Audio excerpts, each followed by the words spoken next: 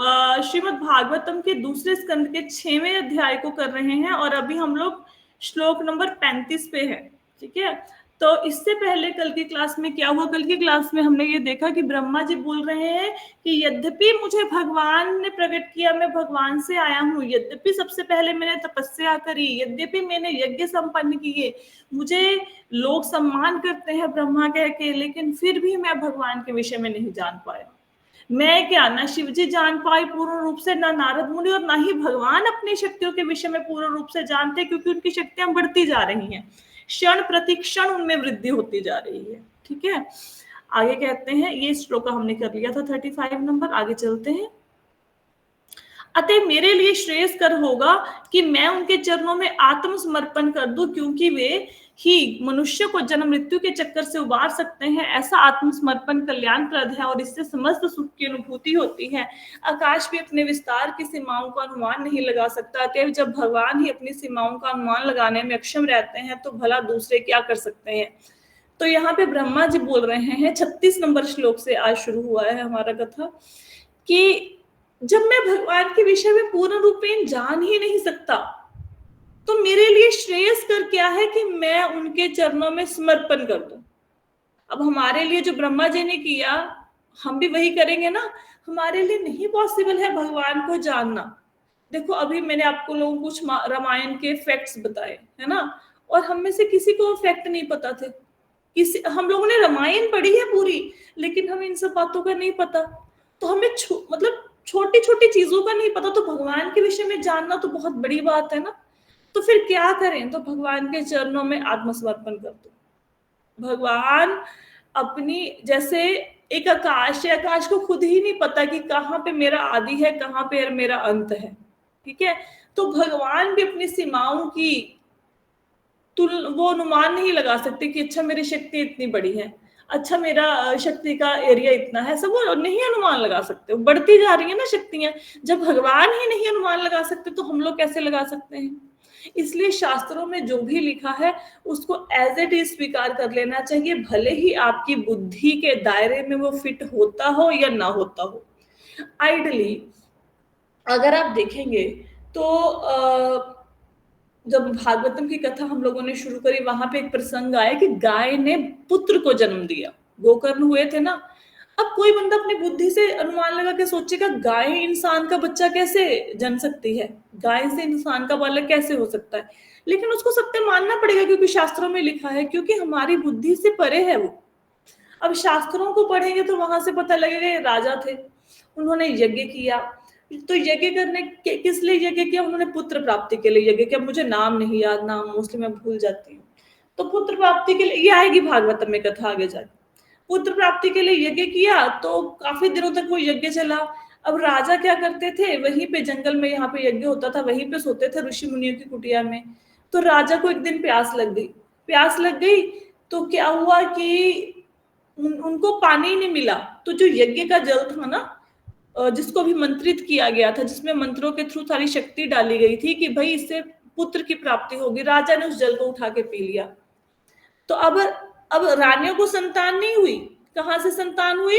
राजा से। अब राजा ने पुत्र को जन्म दिया। अब अगर हम अपनी बुद्धि के दायरे में बिठाएंगे तो कोई आपको लगता है कि जेंट्स बच्चे को जन्म दे सकते हैं, बालक को नहीं दे सकते? तो बुद्धि के दायरे से परे होगी ना ये चीज। अब बच्चे को जन्म तो दे दिया, अब दूध कैसे पिलाएंगे? तो ठीक है, मंत्रों का प्रभाव था कि एक पुरुष ने बच्चे को जन्म दिया, दूध तो मिलेगा नहीं ना, लेकिन उससे अब दूध नहीं मिलेगा तो बालक की मृत्यु हो जाएगी। फिर इंद्र ने उनको अंश दिया अपना, मतलब इंद्र उनके दूध की उसकी पूर्ति करते थे, व्यवस्था करते थे। तो ऐसी कथाएं हैं, लेकिन इनको समझोगे तब। अपनी बुद्धि को जब भी शास्त्र पढ़ो ना, साइड पे रख दो। अगर आपको लगे कि मैं शास्त्र पढ़ रहा हूं लेकिन, या पढ़ रही हूं, और इसको अपने बुद्धि के दायरे में समाएंगे, फिर शास्त्र समझ आएंगे? कभी नहीं समझ आएंगे। You have to accept it as it is. Reason क्या है कि जो स्क्रिप्चर्स जो भी आप पढ़ते हैं आजकल, वो सिर्फ 5000 साल या कुछ देर उससे पहले की कथाएं अवेलेबल हैं। कुछ उसके प्रूफ्स भी दिख जाएंगे। जैसे आप हड़प्पा मोहनजोदड़ो जाओगे तो वहां पे आपको देखेंगे कि खुदाई हुई थी, ये चीजें निकली हैं, तो आप अनुमान लगा सकते हैं उन चीजों से। लेकिन उससे पहले क्या हुआ, लाखों करोड़ों वर्ष पहले क्या हुआ, आपको नहीं पता लगेगा। लाखों करोड़ों वर्ष जो वैज्ञानिक है वही नहीं थे। ये वाले वैज्ञानिक पिछले कितने के दूर तक चले जाएंगे? 5,000, 10,000, 15, 20, 30, 40, 50 करोड़ों वर्ष पहले वैज्ञानिक कैसे पहुंचेंगे वहां तक? नहीं पहुंच सकते। तो फिर वो चीजें जो हुई उसका पता कैसे लगेगा? उसका पता ऐसे लगेगा कि आपको शास्त्रों को पढ़ना पड़ेगा, क्योंकि जिन लोगों ने शास्त्र लिखे हैं वो अपनी समाधि में, अपनी ध्यान अवस्था में उन घटनाओं को देख सकते थे जो घटनाएं पास्ट में घटी हैं पूर्व काल में। जैसे वाल्मीकि जी ने जब रामायण लिखी तो वो अपनी समाधि में देख सकते थे कि क्या क्या घटना हो रही है। उनकी आंखों के सामने टीवी के जैसे वो चीजें घूमती होती थी, टीवी की स्क्रीन के जैसे।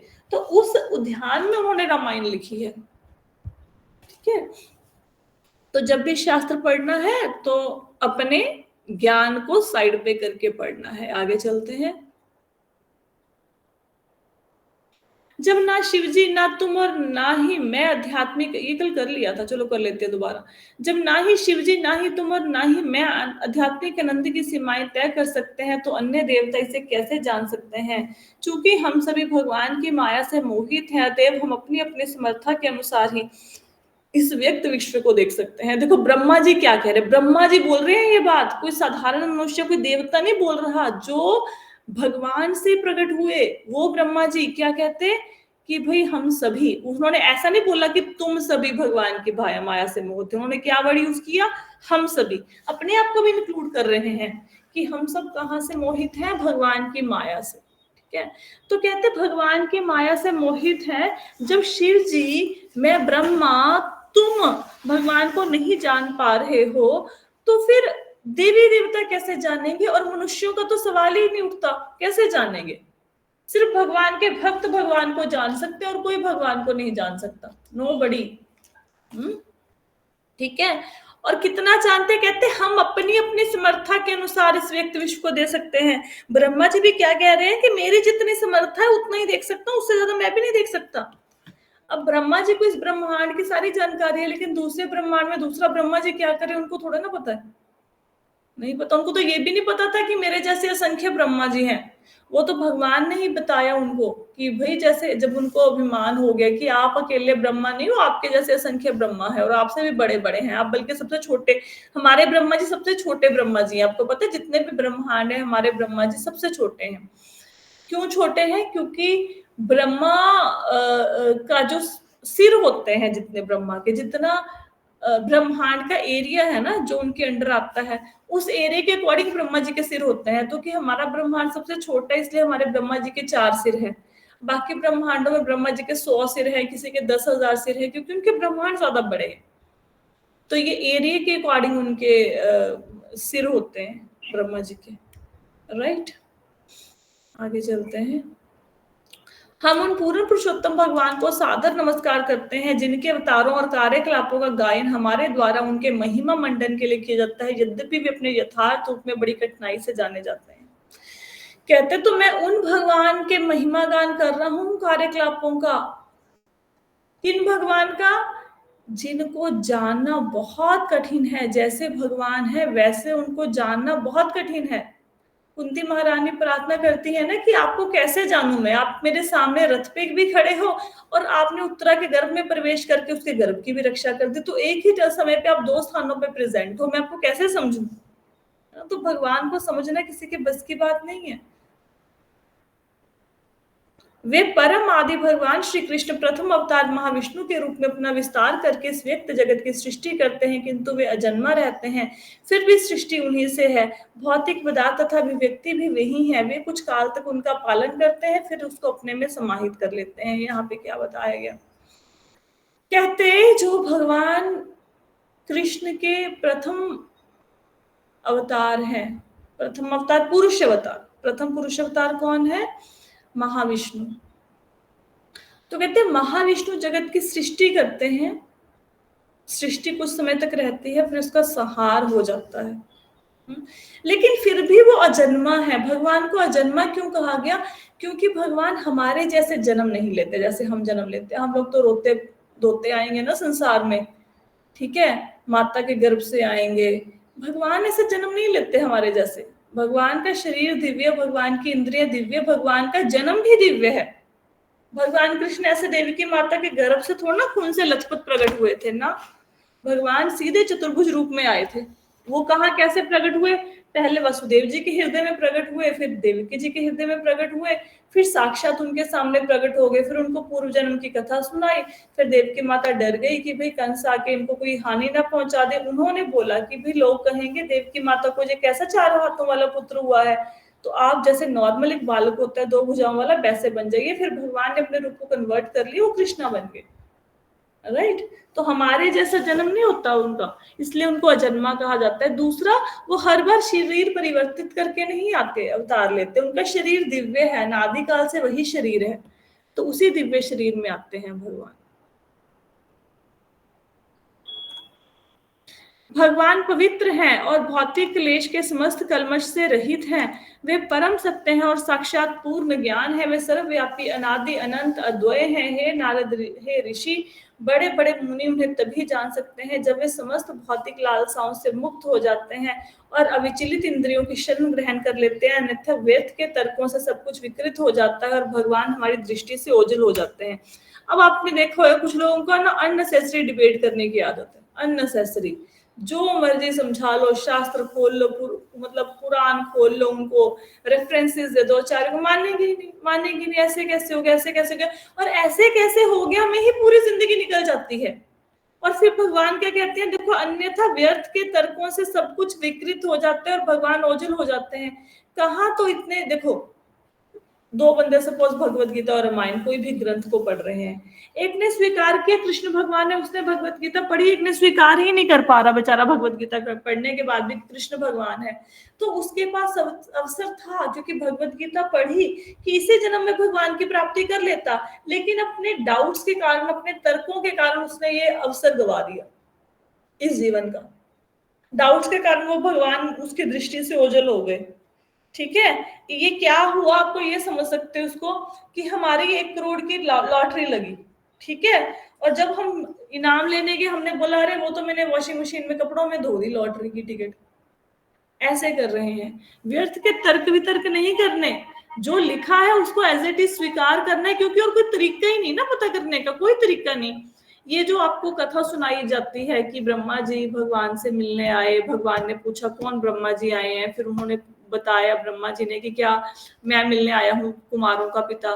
फिर भगवान से उन्होंने पूछा कि मेरे जैसे और ब्रह्मा भी हैं, और उनके सामने बहुत सारे ब्रह्मा जी आए उस समय पे, उन्होंने देखा। तो ये लीला अगर चैतन्य महाप्रभु ने ना सुनाई होती और श्री कृष्ण कविराज जो गोस्वामी जी हैं उन्होंने चैतन्य चरितमृत में इसको लिखा ना होता, तो क्या हमारे पास कोई साधन था ये जानने का कि असंख्य ब्रह्मांड और असंख्य ब्रह्मांडों में हर एक के अपने अपने ब्रह्मा जी हैं? हम जान सकते थे, जो मर्जी करके देख लो, कुछ नहीं समझ आना था। तो विश्वास के साथ शास्त्रों को पढ़ना है। तो कहते भगवान को जानोगे कैसे? पवित्र भगवान है जो सत्य है, जिनको पूर्ण ज्ञान है, उनको जानोगे कैसे?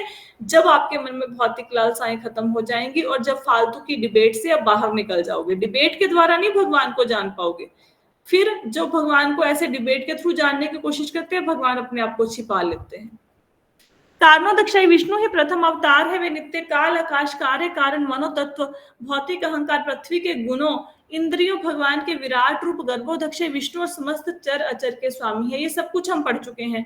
पहले कारणोदक्षय विष्णु थे, वहां से गर्भोदक्षय विष्णु आए, फिर कैसे सृष्टि की रचना हुई उसी का वर्णन है कि कैसे पहले प्रधान था, फिर महतत्व बना, फिर अहंकार की रचना हुई, फिर सतो रजो तमोगुण की रचना। ये देखो वही लिखा है ना, ये देखो काल, आपको याद है ना, आकाश बना था, फिर मन तत्व भौतिक अहंकार प्रकृति के गुण इंद्रियां बनी थी, ज्ञान इंद्रियां का वो इंद्रियां कर्म इंद्रियां, भगवान के विराट रूप में 14 लोग थे। ये सब कुछ हम पढ़ चुके हैं ना, उसी का। ठीक है, और आपको एक मजेदार बात बताऊं, ये सारे श्लोक हमने कल पढ़े थे लेकिन आज फिर से नए लग रहे हैं, सब पढ़े थे कल। चलो आगे करते हैं। मैं स्वयं ब्रह्मा जी, शिव जी, भगवान विष्णु, दक्ष आदि प्रजापति, तुम नारद तथा कुमारगण, इंद्र और चंद्र जैसे देवता, भूलोक के नायक, भूलोक के नायक, अधोलोक के नायक, गंधर्व लोक के नायक, विद्याधर लोक के नायक, चारण लोक के नायक, यक्षों, राक्षसों तथा उर्वों के नेता, ऋषि, बड़े बड़े दैत्य, बड़े बड़े नास्तिक तथा अंतरिक्ष पुरुष तथा मृतक, प्रेत, शैतान, जिन्न, कुष्ठ, मांड, बड़े बड़े जलचर, बड़े बड़े पशु तथा पक्षी आदि, या अन्य शब्दों में ऐसी कोई भी वस्तु जो बल, ऐश्वर्य, मानसिक तथा इंद्रिय कौशल, शक्ति, क्षमा, सौंदर्य, विनम्रता, ऐश्वर्य और प्रजनन से युक्त हो, चाहे रूपवान या रूप विहीन हो, वे सब भले ही विशिष्ट, सत्य तथा भगवान के रूप प्रतीत होते हों, लेकिन वास्तव में वे वैसे हैं नहीं। वे सभी भगवान की दिव्य शक्ति के अंश मात्र हैं। तो यहाँ पे सबका नाम ले लिया, चाहे राक्षस है, चाहे गंधर्व है, विद्याधर है, चारण है, किन्नर है, भूत है, प्रेत है, पिशाच है, पशु, पक्षी, देवता, जो मर्जी है, जो मर्जी चीजें आपको दिखाई दे रही है, क्या है, ये सारी भगवान की शक्ति के अंश है, इसके सिवाय कुछ नहीं है। आगे चले। हे नारद, अब मैं एक एक करके भगवान के दिव्य अवतारों का वर्णन करूंगा जो लीला अवतार कहलाते हैं। उनके कार्यकलापों के सुनने से कान में संचित सारा मैल हट जाता है। ये लीलाएं सुनने में मधुर हैं और स्वाद्य हैं, अतएव ये मेरे हृदय में सदैव बनी रहती हैं। तो अब ब्रह्मा जी नारद मुनि को एक एक करके भगवान के अवतारों की चर्चा करेंगे। हालांकि ये सारी चर्चा हमने पहले अध्याय के तीसरे चैप्टर में, पहले स्कंद के तीसरे चैप्टर में पढ़ ली है। समस्त कारणों के कारण भगवान, सारे अवतार हमने पढ़े हुए हैं, लेकिन ब्रह्मा जी इसका वर्णन फिर से करेंगे। वो वर्णन किया था शुकदेव गोस्वामी ने परीक्षित महाराज को कि नहीं, शुकदेव गोस्वामी ने किया था, नहीं, वो अवतार सूत गोस्वामी ने सुनाए थे नैमिषारण्य के ऋषियों को। अब ये वाले जो अवतार है ये सुनाएंगे नारद मुनि ब्रह्मा जी को। ठीक है। इस प्रकार श्रीमद् भागवतम के द्वितीय स्कंद के अंतर्गत पुरुष सूक्त की पुष्टि नामक छठे अध्याय के भक्ति वेदांत तात्पर्य पूर्ण हुए। श्रीमद् भागवतम की जय। अभी बताइए कोई क्वेश्चन है तो, एनी क्वेश्चन, एनी डाउट? हमारा 6th चैप्टर इसके साथ ही कंप्लीट होता है। आप देखेंगे क्योंकि आप लोगों ने अच्छे से सृष्टि रचना के चार्ट को समझ लिया, अवतारों पे भी हमने अच्छे से चर्चा की थी, लेकिन हो सकता है आपका कुछ ना कुछ मिस हो गया हो। अब फिर से अवतारों के ऊपर चर्चा शुरू हो जाएगी नेक्स्ट चैप्टर में, तो अभी आपका कवर हो जाएगा। यही टॉपिक्स बार बार आएंगे। इसके बाद भगवान कपिल का जब सांख्य दर्शन शुरू होएगा, उसमें भी यही 24 तत्वों से जो पृथ्वी जो सारा बना, ब्रह्मांड बना, उसका वर्णन, यही टॉपिक बार बार भागवतम में आएंगे। जिसने एक बार अच्छे से समझ लिया ना, फिर उसको सारी भागवतम समझ आ जाएगी। अब आपको ऐसा लगेगा कि मैंने आपको पढ़ाया तब आपको ये सब कुछ याद हुआ, कल को थोड़ी देर के बाद सेकंड कैंटो पढ़ेंगे, आप ये भूल जाएंगे। आप नहीं भूलेंगे, भगवान आपको सब कुछ याद कराएंगे जो आपने पहले पढ़ा है। ठीक है। तो आप घर पे श्रीमद् भागवतम आप पढ़नी शुरू कर सकते हो, आपको समझ आने लगेगी। ठीक है जी। कोई क्वेश्चन है, कोई डाउट है तो बताइए। माता जी, ये जो 3 लोक आए इसमें गांधर्व लोक और वो ये सारे स्वर्ग लोक में ही आ गए। ये गंधर्व हैं, जो यक्ष हैं, चारण हैं, विद्याधर हैं, सारे वहीं पे हैं, अप्सराएं इत्यादि। देखो क्या, इंद्र की सभा में गंधर्व क्या करते हैं? गंधर्व उनकी सभा में नाचते गाते हैं। अप्सराएं क्या करती हैं? नृत्य करती हैं। तो ऐसे नहीं कि अप्सराओं का लोक अलग है, गंधर्वों का अलग है, वो सारे स्वर्ग में ही है। ठीक है माता जी। यक्ष इत्यादि सब। और कोई क्वेश्चन? एक मिनट, फोन पे क्वेश्चन आया। हाँ जी, क्या बोल रहे हो? हाँ, तो फोन पे सब लोग कह रहे हैं कि अभी समझ आती है। क्यों? क्योंकि पहले श्रीमद् भागवतम सुन ली पुराने बैच में, अब दूसरी बार श्रीमद् भागवतम सुन रहे हैं बहुत अच्छे से। जो बंदा दूसरी बार पढ़ता है तो उसको काफी चीजें, पहली बार तो अगर अपने आप पढ़ोगे सारी ऊपर से जाएगी, फिर जब दूसरी बार पढ़ोगे थोड़ा थोड़ा समझ आना शुरू होगा। अब ऐसे समझाने के बाद, जैसे मैंने आपको समझा दिया, इसके बाद पढ़ोगे तो इसके बाद काफी बातें क्लियर हो जाएंगी। ठीक है जी। कोई क्वेश्चन नहीं है? No question. तो आज हमारा एक चैप्टर कंप्लीट हो गया, 6th चैप्टर कंप्लीट हो गया सेकंड कैंटो का। कल हम लोग 7th चैप्टर स्टार्ट करेंगे। ठीक है। तो तब तक के लिए Hare Krishna. Thank you so much everyone for joining the session. Ekadashi का व्रत अपना खोल लेना, आप सारे पारण कर लेना। ठीक है। हरे कृष्णा। हरे कृष्णा। हरे कृष्णा माता जी, दंडवत प्रणाम। हरे कृष्णा। टाइमिंग्स क्या रहेंगी?